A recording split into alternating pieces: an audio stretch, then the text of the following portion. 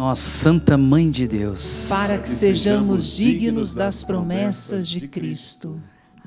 Como é bom a certeza de termos uma mãe, né?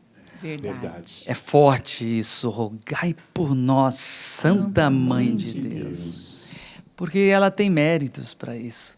É verdade. Aquilo que nós não temos, Nossa Senhora tem. Então é muito bom, e eu costumo sempre, ao iniciar uma pregação ou algum trabalho apostólico, invocando a Virgem Maria. Nossa Senhora que cuida, Nossa Senhora que intercede, Nossa Senhora que nos forma. Então, louvado seja Deus, bendito seja Deus por esse momento. Eu só tenho que agradecer a Deus pela presença de Nossa Senhora. E você precisa ter essa esperança também na sua vida. É justamente sobre isso que eu quero partilhar com vocês nesse dia, como o Rubens bateu tanto nessa tecla, dia do Senhor, porque é o dia do Senhor. Então, partilhar com vocês uma virtude necessária em todos os tempos, lógico. Sem ela, sem essa virtude, nós não vamos chegar à santidade de vida. Aliás, as 3 virtudes teologais, tanto fé, a esperança, que nós vamos partilhar agora, e a caridade, elas têm como Deus objeto. Então, essas 3 virtudes nos unem perfeitamente, profundamente com o amor de Deus, com a Santíssima Trindade. Mas, nesse tempo eu vejo que é muito necessário cultivar, fazer crescer com a graça de Deus a virtude da esperança. Você recebeu, se você foi batizado, você tem ela, porque ela é chamada pela nossa igreja, pela doutrina da igreja, uma das virtudes infusas, as virtudes, assim como as teologais, nós recebemos no batismo, assim junto com a graça da graça santificante, nós recebemos também as chamadas morais, tá? Hoje nós não vamos falar sobre elas, mas a virtude, então, que nós recebemos da esperança foi lá no batismo. Aqui a importância de ser batizado. Isso não foi uma criação humana, foi Jesus quem disse: ide por todo o mundo e pregai o evangelho, e aqueles que forem batizados e crerem serão salvos. Por quê? Porque, primeiro, nós somos fracos, nós dependemos de Deus, da graça de Deus, e ela se inicia, essa graça, a vida da graça, ela se inicia no batismo, para nós católicos. É lá no batismo que dá o início àquilo que a teologia chama de organismo sobrenatural, que é a soma dessas virtudes teologais, as morais e mais os 7 dons de santificação, os dons do Espírito Santo, e juntamente com a graça santificante. E hoje, no contexto, na realidade que nós estamos enfrentando, e eu estou falando isso para católicos, eu estou falando agora para a gente dentro da igreja, estão vivendo muito amedrontadas, estão vivendo, infelizmente, muitas se encontram hoje sem esperança. Corrijo essa sem esperança. Se você foi batizado, você tem a virtude da esperança. Mas a única virtude que nós perdemos com o pecado mortal é a virtude da caridade. Jesus, ele não tira a fé e não tira a esperança. Mas, se eu sou batizado, então há em mim. Só que eu preciso então agora crescer nessa virtude. É necessário, todos nós que temos esse organismo sobrenatural, nós dependemos sempre de uma ação da graça para colocar em movimento tudo isso dentro de nós. Então, não significa, eu perdi a esperança. Não. Se você é batizado, você tem a virtude da esperança. Agora, É isso que nós vamos aprofundar um pouquinho. Como crescer nessa virtude. E por que confiar verdadeiramente nas promessas que Deus deixou à sua igreja, deixou para cada um de nós. Então, na carta aos Romanos, São Paulo escreve aos Romanos, no capítulo 15, versículo 13, vai falar a cada um de nós sobre essa virtude. Começa assim, Romanos, capítulo 15, versículo 13. O Deus da esperança vos encha de toda alegria. Quem nos dá então a alegria é Deus. Hoje não lembro se foi a Tânia ou foi o Rubens, eles trouxeram, aquilo que um dos profetas ele vai falar sobre que a alegria do Senhor é a nossa força. Então, a alegria, ela não é ausência de problema e de sofrimento. A alegria é um fruto do Espírito Santo. E aqueles que têm a esperança precisam ser enchidos dessa alegria, porque a própria palavra que nos fala, o Deus da esperança vos encha de toda a alegria e de toda a paz na vossa fé. Uma outra virtude teologal da fé, para que pela virtude do Espírito Santo transbordeis de esperança. Palavra do Senhor, graças a Deus. Como é bom alimentarmos da palavra. Eu estava estudando ontem, um livro que o pregador do Papa, Raniero Cantalamessa, ele escreve a respeito desse poder da palavra. E como nós precisamos alimentar da palavra, ainda mais nesse tempo, meu irmão, minha irmã, você que hoje você não tem a Santa Missa, o sacramento da Eucaristia, vai na palavra e alimente da palavra, coma essa palavra, beba dessa palavra, porque ela é o Cristo que quer te alimentar. Do contrário, a esperança que o Espírito Santo quer transbordar em nossa alma, ele não encontrará elementos para isso acontecer. Ele precisa encontrar a fé no nosso coração.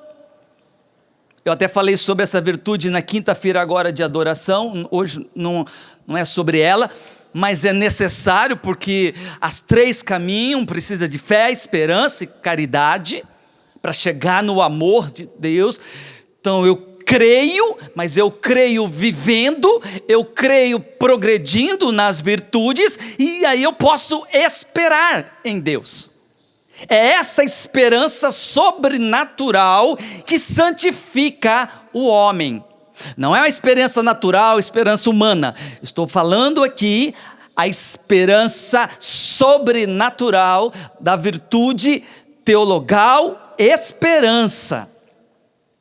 É essa palavra, é essa esperança que São Paulo, escrevendo aos Romanos, ele também escreve para a igreja de Cristo. A palavra ela vem alimentar, então, gostei muito que Rubens trouxe, vem iluminar nossa inteligência para que a nossa vontade cresça nesse amor a Deus, nessa caridade. Então, o Deus da esperança vos encha de toda alegria, de toda paz, na vossa fé, para que, pela virtude do Espírito Santo, transbordeis de esperança. Virtude da esperança é essa virtude infusa, pelo qual, contando com socorro divino, a alma se move a conquistar a eterna beatitude. É para isso que Deus derramou, é para isso que Deus infundiu em nossa alma no batismo essa virtude, justamente para eu acreditar, para eu buscar o socorro em Deus, para eu conquistar a eterna beatitude. O que é a eterna beatitude?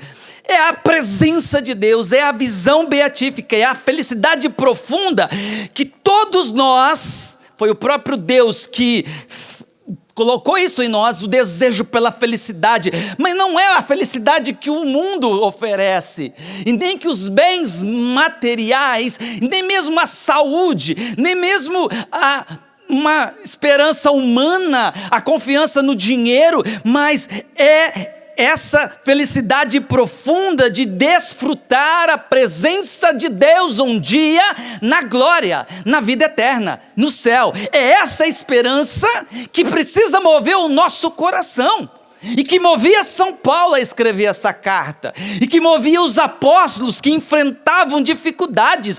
Os apóstolos morreram por causa do Cristo da verdade. São Paulo perdeu a cabeça.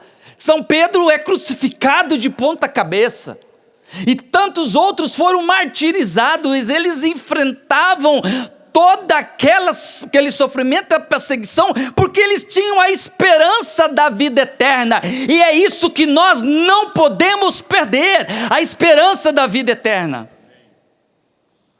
É por isso que muitas pessoas estão amedrontadas, porque a sua confiança está para esse mundo. Nós não somos desse mundo. Você pode aí na sua casa falar: eu não pertenço a esse mundo. Deus te criou para esta eterna beatitude. Lá não encontrará sofrimento. Você não quer chorar? Lá você não vai chorar. Aqui é o vale de lágrimas. Aqui é o tempo de conquistar esta beatitude. Aqui é o tempo de sofrer todas as dores que nós temos que sofrer. Aqui é o tempo de carregar a cruz. Assim como a Tânia bateu tanto nessa tecla, é o tempo agora da misericórdia. Agora é o tempo da cruz. Agora é o tempo da igreja subir ao Calvário. É que nós católicos, infelizmente, fomos doutrinados numa vida sem sofrimento. Isso não existe. E quando você tem a esperança, você não sofre com tristeza. É a alegria que o Espírito Santo quer derramar no nosso coração. É de enfrentar pestes como muitos cristãos enfrentaram na Idade Média, e se santificaram, e deram a vida pelas ovelhas, e deram a vida pelos irmãos, não ficaram querendo guardar a sua vida, porque Jesus disse: aquele que quer salvar a sua vida vai perder. Agora era a hora dos missionários querer dar a vida, não é hora de se esconder. Agora era a hora de pregar a verdade, que conhecereis a verdade, e a verdade vos libertará. Não é hora da covardia. E eu não estou falando de desobediência, mas é a hora de testemunhar essa fé, essa esperança, numa vida que nós acreditamos que é a vida eterna. Ou eu não tenho esperança, ou eu caminho como se não existisse a vida eterna, e que para chegar na vida eterna, para atingir a plenitude da vida eterna, eu preciso carregar a cruz, sim. Eu preciso enfrentar as doenças, sim.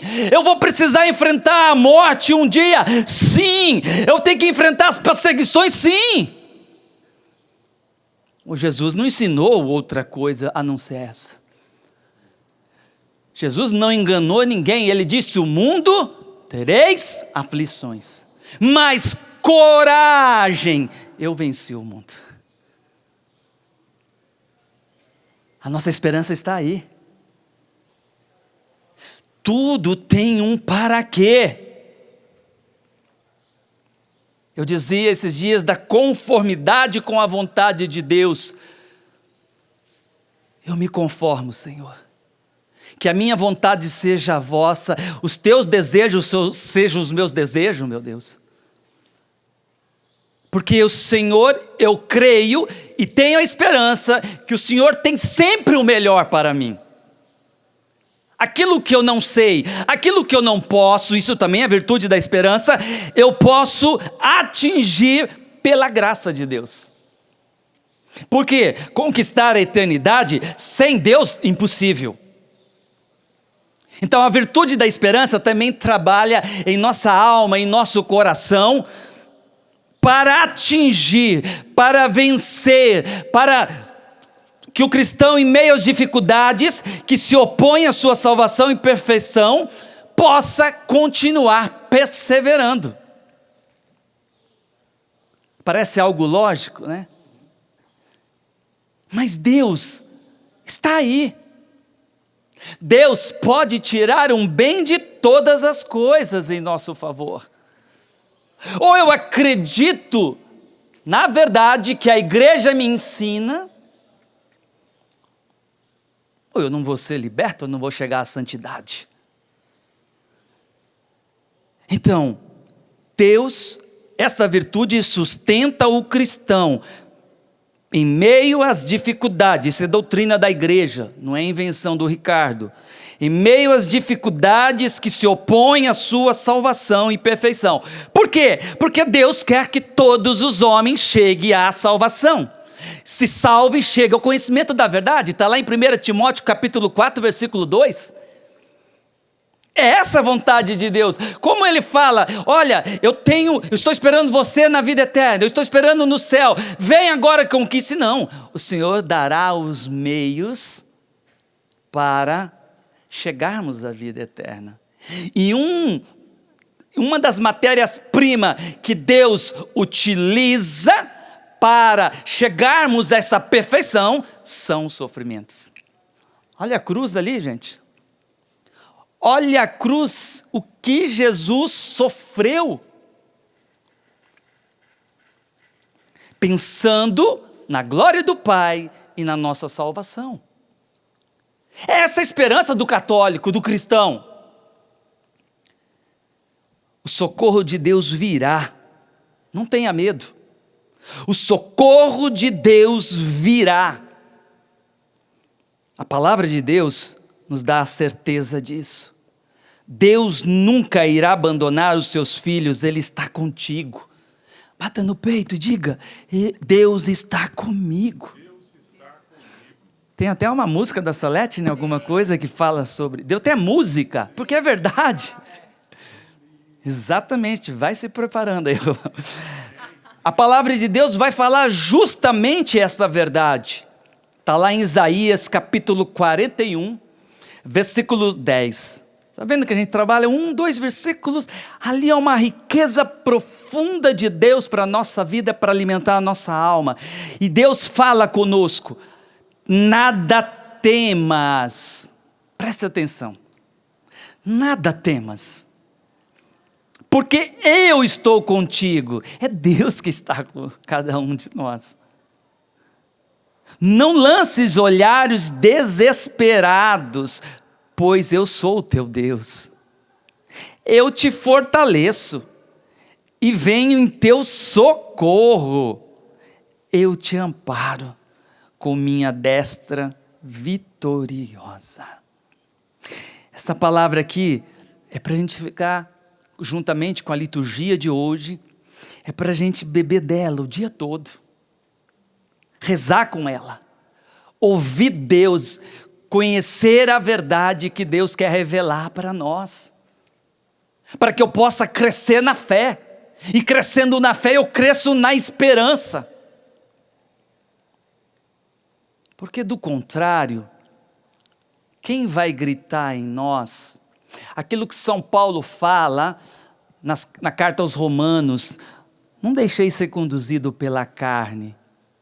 A carne aqui são os nossos sentidos, que estão desordenados juntamente com as nossas paixões desordenadas, por causa do pecado original. Então o medo, paixão, que é que grita dentro de nós, se não tiver essa esperança. Se eu não cresço nessas virtudes que Deus já me deu de presente no batismo. Ninguém pode arrancar de mim mais essa virtude. Mas é preciso então alimentar com a palavra de Deus. Olha como a palavra de Deus é importantíssima. Estou dizendo aqui doutrina da igreja, porque a palavra de Deus é verdade, e a verdade que alimenta, e eu conheço a verdade, aí eu posso proclamar, a minha fé. Eu posso dizer, Senhor, eu creio. Eu posso professar verdadeiramente a fé.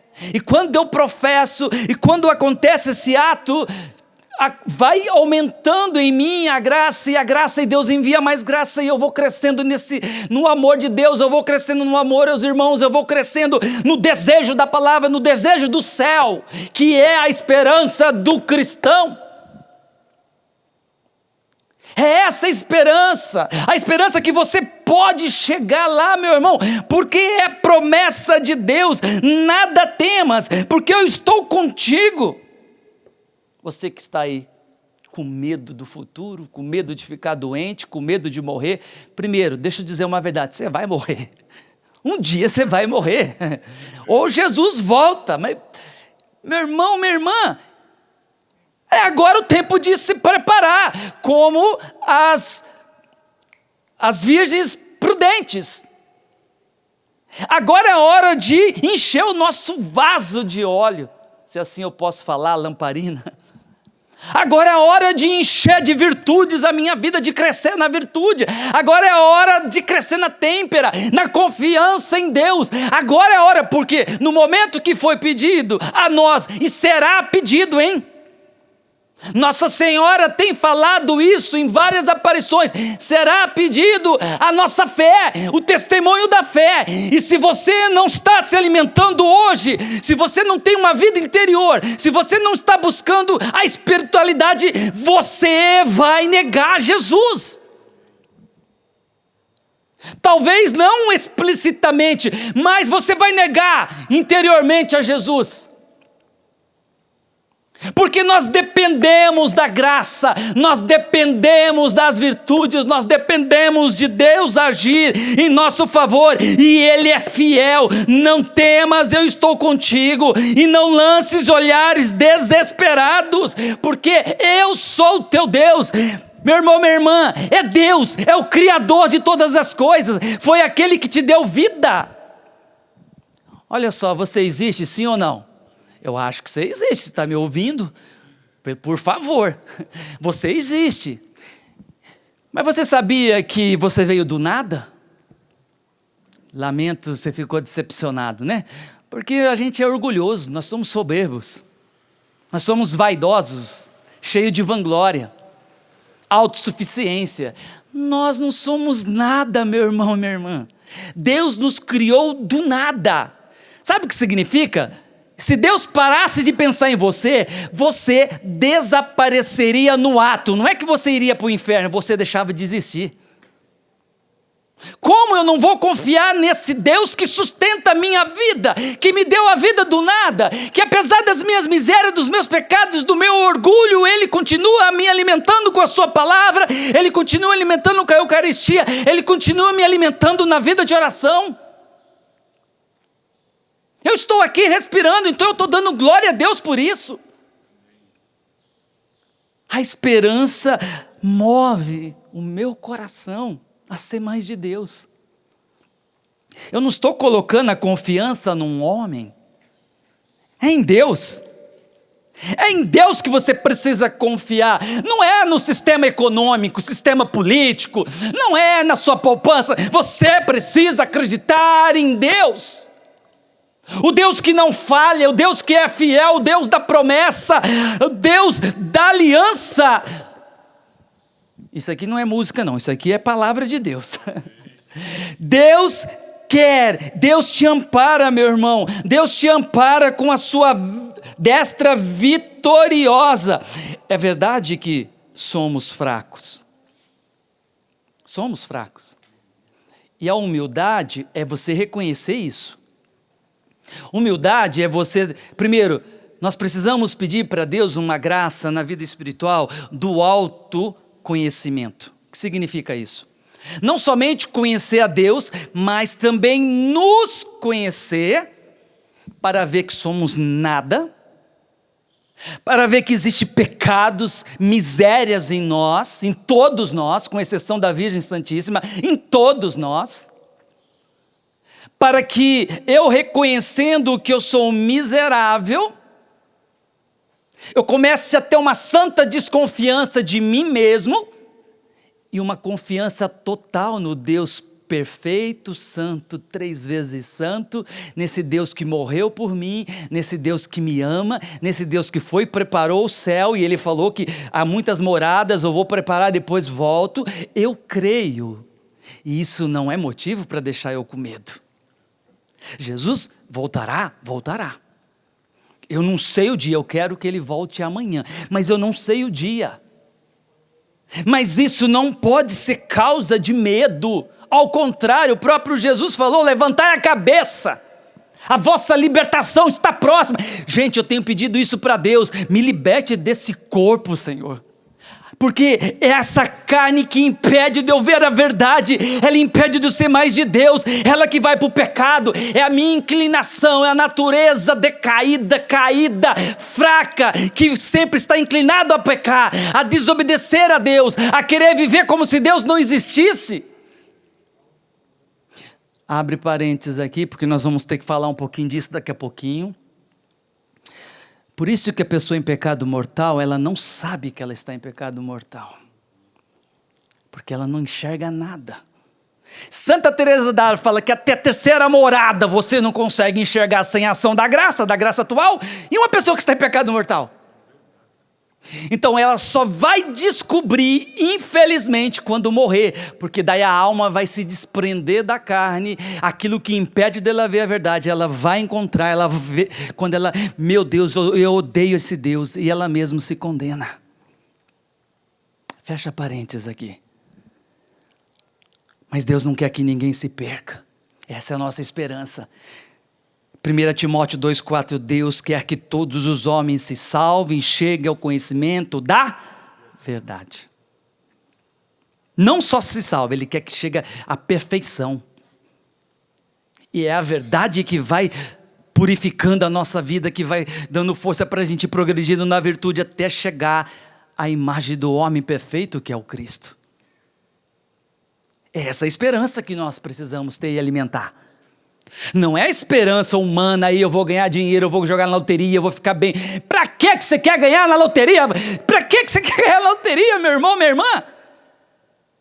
Você não está vendo os sinais? É hora de buscar a Deus e conversão, conversão, conversão. Muda de vida. A palavra é clara. Então, reconhecendo que eu sou fraco, mas ao mesmo tempo reconhecendo no poder de Deus, está lá em Filipenses capítulo 4, versículo 13. Tudo posso naquele que me fortalece. A nossa força vem de Deus, do Espírito Santo, não é nossa. Eu não vou conseguir chegar a alcançar essa eternidade, a vida eterna, com as minhas forças. Mas eu não estou contando com as minhas forças. Você não pode contar, porque você não tem força. Você tem a empolgação em alguns momentos da vida, você tem emoção, e aí, ai, quantos cristãos que na emoção, meu Deus, eu vou subir, sobe nada, a emoção acaba rapidinho. É pela graça de Deus. A força é daqueles que colocam sua fé e esperança em Deus. Mas para isso, primeira coisa, desconfiar de nós mesmos, somos fracos. Se você se acha que é forte, começa a repensar na sua vida, é porque você não se conhece, é porque você não tem vida de oração, e você não vai ter o conhecimento da verdade. Gente, a verdade sobre nós, se fosse parar em nós, estaríamos perdidos, mas nós contamos com a graça de Deus. Somos fracos, precisamos reconhecer a humildade, com humildade que somos fracos. Há um santo, acho que Santo Afonso, ele vai falar assim, que que a virtude da humildade, aliada com a virtude da esperança, as nossas orações serão atendidas por Deus. Primeiro, a humildade de reconhecer que eu sou... Porque se você chega soberbo diante de Deus, Ele resiste a você. Está lá em Tiago, está em 1 Pedro, está em Provérbios 3,34. Deus resiste aos soberbos e dá a sua graça aos humildes. Então, uma vez que tem humildade, que é uma virtude necessária para nós, grandes doutores da igreja falam a respeito de que a humildade ela é o fundamento de todas as outras virtudes. Se Deus não encontra humildade no nosso coração, Ele não derramará as suas graças. Ele é obrigado. Está lá, está na palavra de Deus. E Santo Tomás vai falar sobre isso. São Francisco de Sales. Mas, quando é aliado essas duas virtudes, eu começo a desconfiar de mim, mas eu começo a confiar em Deus, em sua bondade infinita. Há quanto tempo você não experimenta essa bondade infinita de Deus? Sabe por quê? Porque você só vai receber tendo vida de oração. A bondade é um dos atributos de Deus. É uma verdade sobre Deus. Deus é bom.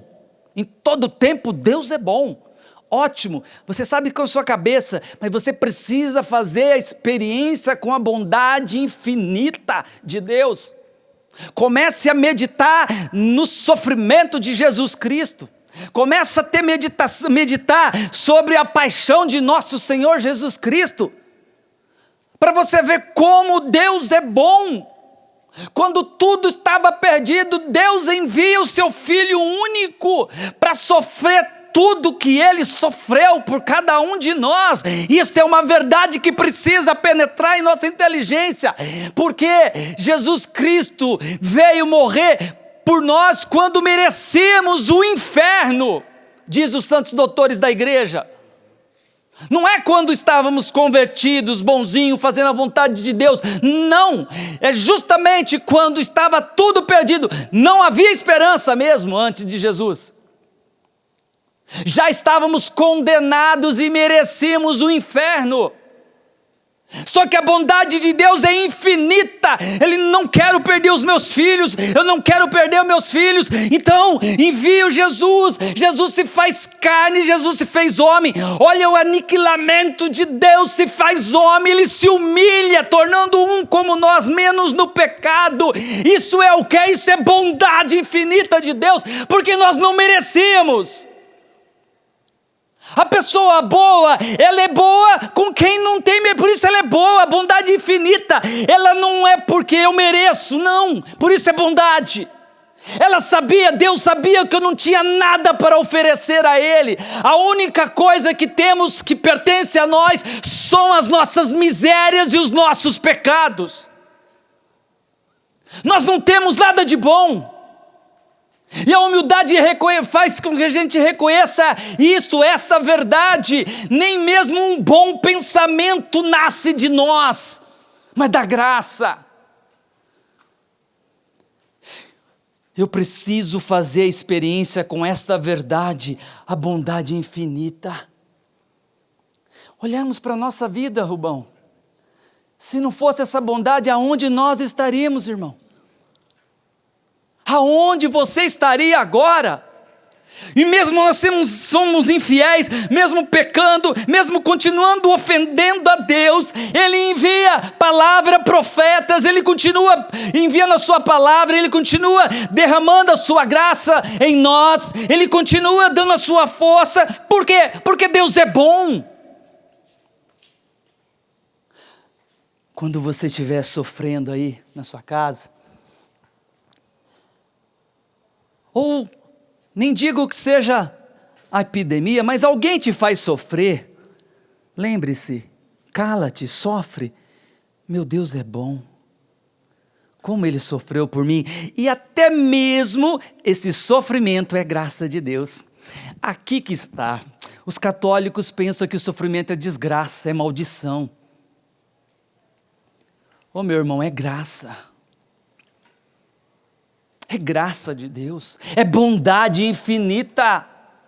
Deus permite somente aquilo que pode fazer você crescer na santidade. Eu gosto muito do ensinamento de Santo Agostinho, que ele vai dizer sobre isso. Deus só permite o sofrimento e que o demônio nos tente, porque ele pode tirar um bem maior de tudo isso. Senão ele não, porque ele é bom. Ele sabe o que é bom para você, o que é bom para mim. Então, peçamos a Deus, nesse tempo, conhecer esta bondade infinita de Deus, mas para conhecer você precisa pedir a graça da oração.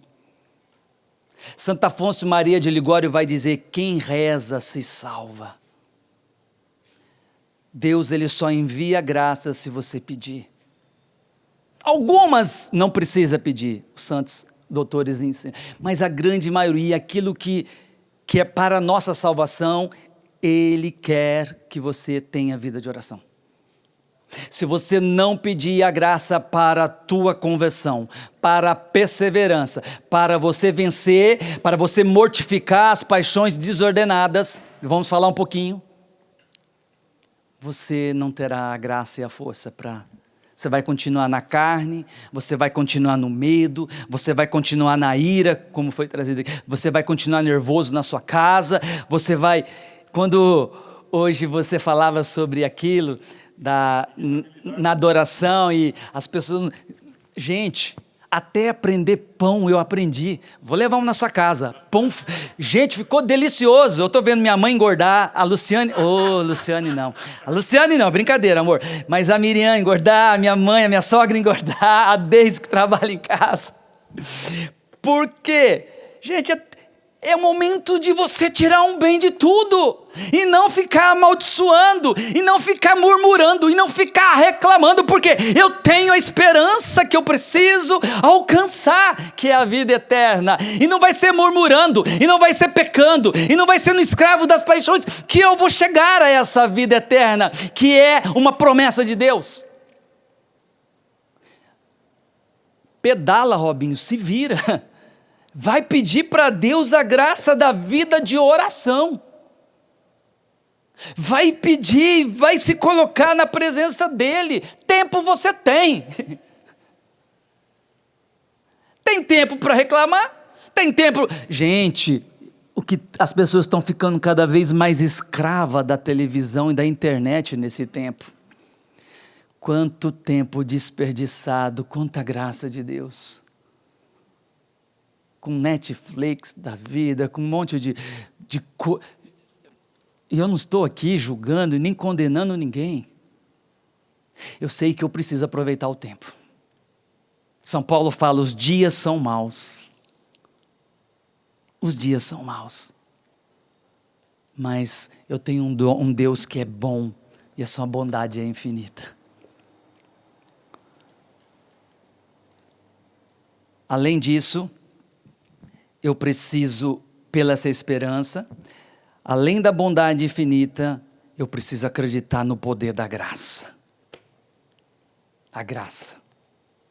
A graça que nós recebemos lá no batismo, a graça santificante, por isso eu volto reabro o parênteses. Meu irmão, minha irmã, não caia no pecado. Nem pecado venial, mas não caia no pecado mortal. Se você caiu, corre, pede para Deus a graça de um arrependimento profundo, pede para Deus providenciar um sacerdote, pede para que você busque um padre e se confesse. Você pode até fazer a sua contrição perfeita, quem garante que você vai conseguir chegar nessa contrição perfeita? Você não é, caiu no pecado mortal, não é santo. Não, tira isso que eu falei, mas se você caiu, é porque nós somos fracos. Nós precisamos da graça, peçamos para Deus esse arrependimento profundo e busquemos no sacramento, isso é bondade infinita, e aqui está o poder da graça, porque é essa graça que vai fazendo que eu viva esse organismo sobrenatural. Mas por que eu preciso da oração? Porque Jesus precisa enviar as graças atuais para colocar em movimento esse organismo dentro de nós. Então eu preciso acreditar na graça de Deus, na graça. Esse é o maior tesouro. Esse é o maior tesouro, porque a graça é a própria vida de Deus em nós. Entra na bondade infinita. Só Deus é bom. Como Ele olhando para mim, vendo a miséria que eu sou, Ele quis morar em mim. Não somente isso, no batismo a nossa vida deixa de ser uma vida meramente natural. Ele tornou sobrenatural, Ele elevou o estado de graça para viver a própria vida do Cristo em mim. Não há merecimento, mas isso é bondade, isso é poder da graça de Deus, que Deus quer continuar derramando em nós, para que eu possa crescer, de fé em fé, de fé em fé. Eu preciso que a minha inteligência seja iluminada todos os dias, pela graça atual. Então você começa pela esperança a se abrir ao poder da graça. Você começa a acreditar que quando você abre a sua boca, quando você suplica a Deus uma graça, a sua oração toca o coração de Deus. A virtude teologal também, da esperança, ela faz nascer no coração o temor do pecado. Não é o medo da morte mais, não é o medo de ficar doente, não é do medo do dia de amanhã. Esse medo, essa paixão, ela é mortificada, ela é ordenada para o nosso bem. Eu começo a ter medo de ofender a Deus, que é bondade infinita, que morreu por mim, que sofreu humilhações, foi pregado. Nós estamos vendo um Jesus bonito aqui. Jesus foi desfigurado, diz o profeta Isaías. Eu começo a ter medo de ofender a Deus, medo do pecado e principalmente das ocasiões de pecado. Nós somos fracos, não podemos enfrentar o pecado, nós precisamos fugir do pecado, das ocasiões que me levam a pecar. Isso é sabedoria dos santos. Tudo isso é a virtude teologal da esperança. Esse medo é bom, esse medo eu devo alimentar. Mas do medo de perder o céu, é o medo de ofender a Deus. Porque em tudo, a vida do cristão, ela é para a glória de Deus, como é de Jesus Cristo, como foi de Jesus Cristo aqui na terra. Lembra aquela passagem lá na Samaritana, que quando os apóstolos chegam até perto de Jesus com o alimento que eles haviam buscado na cidade lá, um povoado, Jesus falou: o meu alimento é fazer a vontade do Pai. Em tudo a glória do Pai. Jesus no Monte das Oliveiras, quando todos os pecados, inclusive os meus pecados, esmagaram Jesus na angústia suprema, foi tão forte a angústia, foi tão forte, tão sofrida, que Jesus disse: Pai, afasta de mim esse cálice, contudo faça a tua vontade, não a minha. Em tudo Jesus buscava a glória do Pai. A esperança é isso. Eu não quero mais ofender Jesus Cristo, já ofendi demais, chega. Aí eu preciso rezar, para que Deus me mande outra graça, para que eu cresça na virtude da fortaleza, para que eu cresça nesse tempo, preste atenção, na virtude da paciência. Essa virtude necessária para você crescer na graça de Deus. Paciente é aquele que sofre. São 3 estágios, diz alguns santos da igreja, e o padre, até me esqueci agora, é um livro meu de cabeceira, Ele também fala, mas é o Tanque Rei. Ele vai dizer que são 3 estágios. Primeiro, é você sofrer silenciosamente. Esse é um dos mais fraquinhos como eu. Vem o sofrimento, você ainda não consegue dar um passo, mas se você já acolhe com resignação, sem reclamar, glória a Deus. A paciência está começando a ser exercitada em você. Segundo estágio, você já começa a querer com alegria. Não querer, você aceita mais com alegria. Você sofre, seja perseguição, seja doença, com alegria. Isso aí já está num grau mais avançado, eu ainda estou muito no chão. E aí o terceiro grau, que é aqueles que desejam o sofrimento. Eu fico imaginando Santa Rita de Cássia, nós temos uma capela dedicada a ela aqui embaixo, na chácara, quando ela falou, Jesus, ela amava tanto Jesus que ela pediu o sofrimento. Nós não podemos fazer isso, viu? Porque nós somos fraquinhos, nós temos que pedir o primeiro lá. Olha, Senhor, que eu não reclame, que eu não murmure. E de vez em quando, Senhor, eu te louvo, porque tantas coisas boas o Senhor está fazendo na minha vida nesse tempo. Eu tenho contemplado isso na minha vida, para a glória de Deus. Para a glória de Deus. Você pode crescer na virtude do recolhimento nessa época, e peça essa virtude para nosso Senhor Jesus Cristo. Virtude de estar com você mesmo. Por que você anda com tanto medo? Porque você não está dentro de você. Aquela oração belíssima, onde eu rezei com ela, de Santo Agostinho, quase eu não cito Santo Agostinho, né? Mas Santo Agostinho, ele fala assim, tarde te amei, beleza tão antiga e tão nova, tarde te amei, te procuravas fora, estava dentro. Ele estava nas paixões desordenadas. Ele era escravo dos impulsos dos sentidos. É isso que nos leva a pecar. E ele escreve isso detalhadamente em Confissão. Então, Santo Agostinho, ele estava buscando fora a alegria. Quando a gente busca solução, a alegria para a nossa alma fora, então, nós vamos experimentar essas paixões desordenadas, é o medo, é uma confusão. Aí você vai se irritar. Aí outras paixões vai puxando a outras paixões. E aí você cai em pecado. Mas, se você se alimenta, se você confia em Deus, e aproveita esse tempo para se recolher, fica dentro, você começa a enfrentar as coisas com mais facilidades. Você vai escutar Deus, porque aí tem silêncio, que é uma outra virtude do silêncio.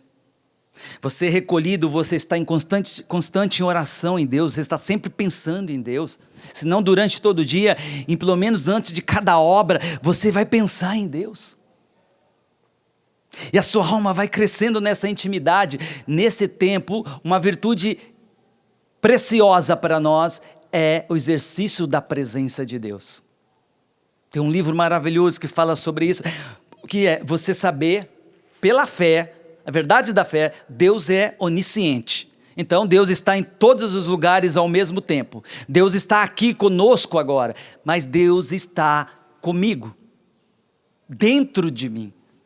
Então, sabendo que Deus está dentro de mim, eu preciso me lembrar. Deus está comigo, Ele está me olhando. Então eu exercício da presença dEle. Deus, eu não sou digno de estar em Tua presença, Senhor, mas Tu estás aqui por amor, pela Tua bondade infinita, Senhor. Me dê essa graça. E você começa a conversar com Deus no silêncio da sua alma. Você não é uma alma dissipada daí, dispersa. Então esse tempo também te faz crescer nessa intimidade com Jesus, nesse recolhimento, no silêncio, onde Deus quer falar no nosso coração. Oséias 2,14, se eu não me engano. Eu te atrairei, te conduzirei até o deserto e falarei ao teu coração.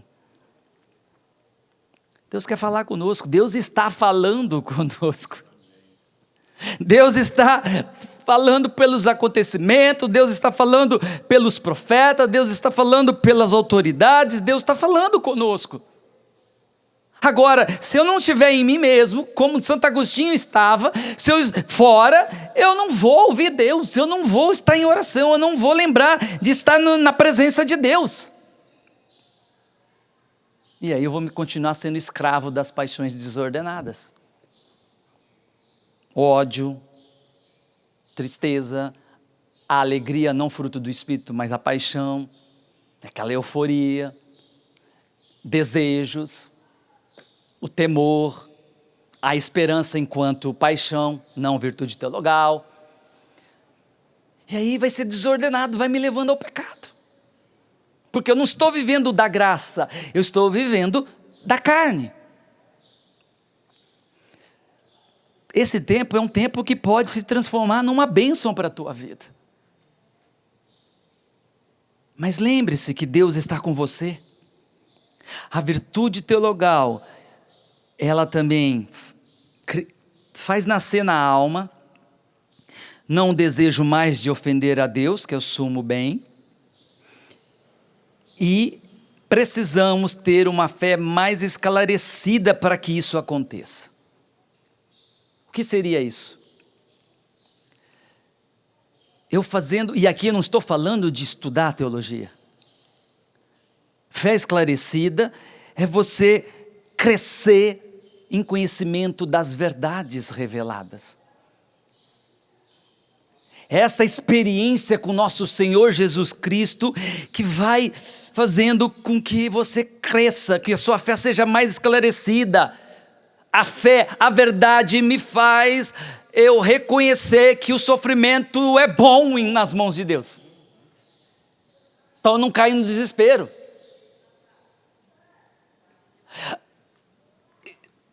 O conhecimento, a fé mais esclarecida, ela me torna mais orante. Porque se eu não orar, eu não vou ser salvo. Mas ao contrário, Deus fala, pedi e recebereis. Então há uma promessa, essa esperança. Se eu rezar e pedir, for colaborar com a minha salvação, a minha santificação, Deus dará. É uma fé esclarecida.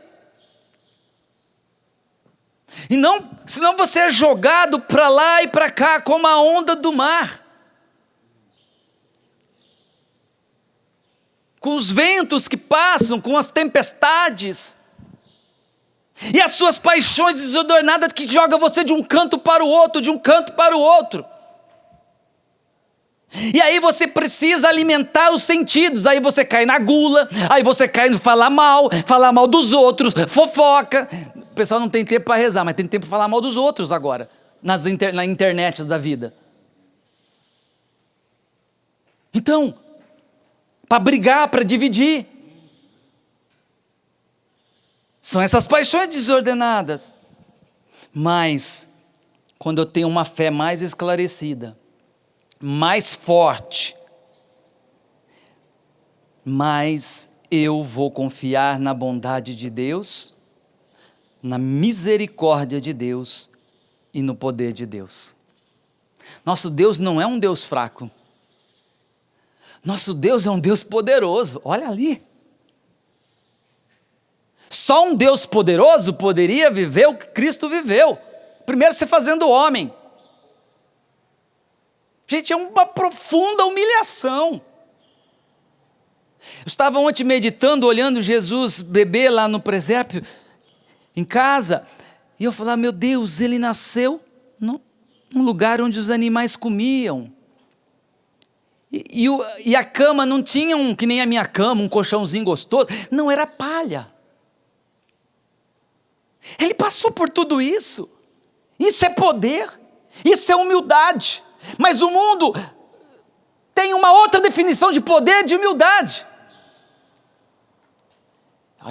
Eu fico com medo com esses negócios, dessas pregações de autoajuda, de coach. Meu Deus do céu. Onde faz o homem acreditar que ele pode, ele não, você não pode nada, meu Deus do céu, isso é diabólico, o poder é de Deus, o poder de um homem que reza, aí sim,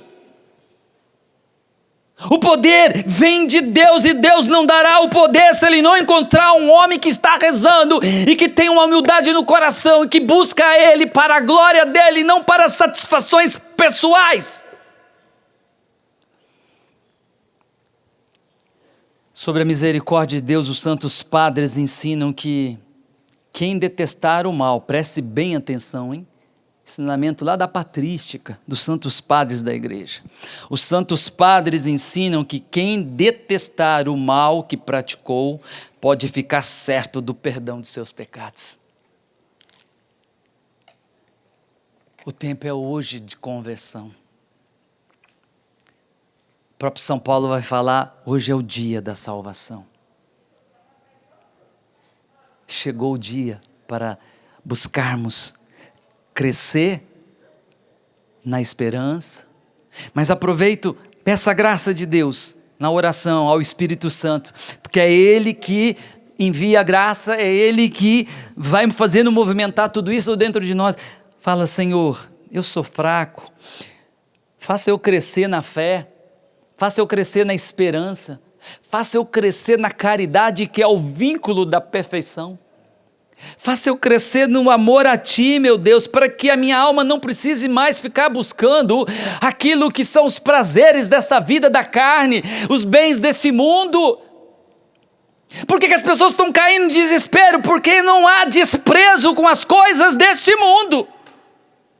Quando entrar esse desprezo, esse santo desprezo pelas coisas do mundo, pelas criaturas, e eu não estou dizendo que você vai deixar de amar as criaturas, não é isso, mas você não está apegado mais às pessoas. O único apego, o único amor verdadeiro precisa ser em Deus, porque se não existir esse amor a Deus, você tampouco vai conseguir amar o irmão que é chato do seu lado. E quantas pessoas estão perdendo tempo nesta época porque fica juntinhos, aí pega, toca nos defeitos dos outros, em vez de falar, Senhor, eu mereço isso. Os santos faziam essa oração, Senhor, eu mereço todos os males, eu sou soberbo, para que haja purificação. Deixa eu dizer uma coisa séria que eu não vejo nas pregações católicas. Não somente confessar os pecados ao sacerdote, precisa existir reparação dos pecados. E como você repara os pecados? Sofrendo, agradecendo a Deus. Então começa a agradecer aquela chatinha do seu lado. Começa, ô chatinho, não reclama não. Você merece o sofrimento, você merece isso, porque até o sofrimento é graça de Deus, é bondade de Deus, porque Deus quer que todos se salvem, que todos cheguem à santidade. Eu partilhava para encerrar, já está acabando, me parece, com o Rubão ali embaixo, que é um tempo, parece ser egoísta, mas não é, Rubão? Que é um tempo que eu estou bebendo. É um tempo que eu estou crescendo em Jesus Cristo, por graça. Meus irmãos, se você quer crescer na fé, você precisa começar a cooperar com a graça que Deus envia. E envia numa pregação dessa, Ele envia uma graça atual. Se você estiver aberto com o coração. Principalmente na ação de graça. Eu vejo o Rubão, ele gasta lá 15, 20 minutos na ação de graça. Porque é ali que Jesus quer enviar as graças atuais, Então, mas também numa meditação que você faz na sua casa todos os dias ali, o Senhor quer te enviar essa graça. Para você ir crescendo cada vez mais na vida de perfeição ou santidade. Vamos cantar e rezar um pouquinho, meu irmão, minha irmã? Que maravilha, eu só posso louvar a Deus por todo esse tempo de estar com o Rubão, com a Tânia, com meus irmãos que estão trabalhando aqui agora, que bom, nós partilhando, e eu vi atento, meu irmão que está filmando aqui, ele atento no que Deus está falando, bebendo, né? Que alegria da alma, que alegria, né, irmão? A alegria é muito grande. Nós estávamos lá nos bastidores e eu fiz justamente essa pergunta para ele: como é que você tem vivido esse tempo. E nós ficamos conversando. Ele falando das coisas que ele tem vivido, as graças que ele tem aproveitado para estar mais perto de Deus, para rezar, para conhecer as coisas de Deus, para reconhecer a miséria que cada um é. E foi essa partilha gostosa. E ele dizia: Rubão, há um ano atrás nós estávamos dividindo esse palco, porque foi nesse acampamento de Curados para Amar. Eu nem me lembrava, Tânia. Olha, é mesmo. Um ano atrás nós estávamos aqui juntos, né? Então é graça de Deus. Meu irmão, você está recebendo uma graça, um banquete. Eu estava ouvindo ontem a Verinha pregando também, estava cozinhando lá, a Tânia passando roupa, e a gente ouvindo o acampamento, né, meu amor? Isso. Bebendo, falando: Deus está dando as graças, né? É isso, vamos cantar? E diante de tudo isso que o Ricardo Ida foi falando e Deus fez em nós nessa manhã, a gente quer fazer dessa música a nossa oração. A nossa esperança está em Deus, é Deus. Então reza comigo: eu espero em Deus. Pode repetir, Rubão. Eu espero em Deus. Eu confio nele. Eu confio nele. Meu Deus. Meu Deus. Meu tudo. Meu tudo. Eu espero em Deus. Eu espero em Deus. Canta. Eu espero em